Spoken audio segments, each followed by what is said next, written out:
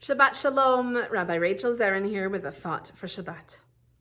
This week we read Parashat Bechukotai, which begins with a list of all of the blessings God will bestow upon the people if they walk in God's ways.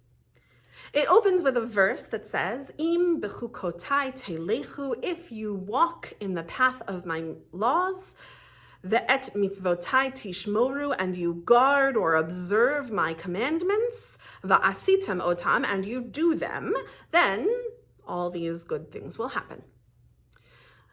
On first read, it seems as if this verse is saying the same exact thing 3 times over.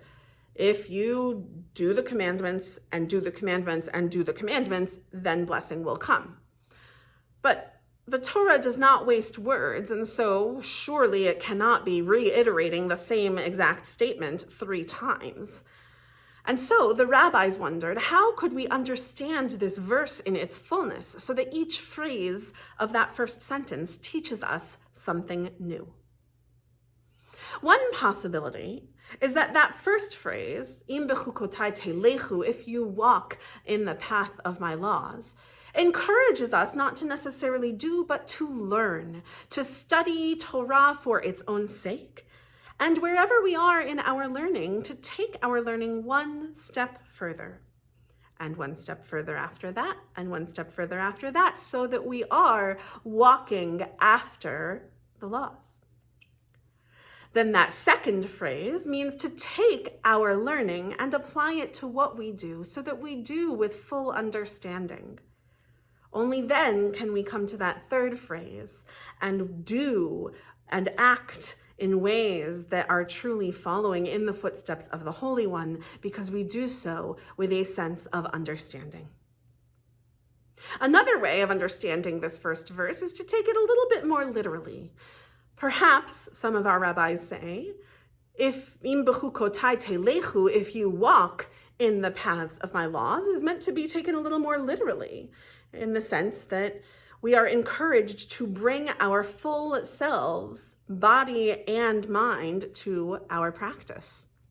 If you walk in God's laws means to engage your whole body, all 5 senses, in all that we do. Ve'et mitzvotai tishmoru, and to guard and observe the mitzvot, means also to bring our minds, to always be thinking, to always be learning, to always be wondering. And then once we bring our full selves, body and mind, to everything we do, then we are truly walking in God's ways.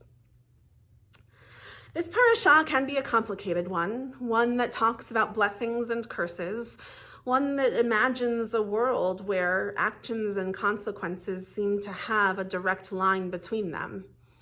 That is complicated and far more than I can address in a few minutes of a video.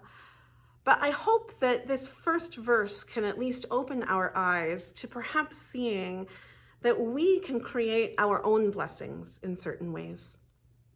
If we bring our full selves, body and mind, to everything we do, then that in and of itself can be a blessing.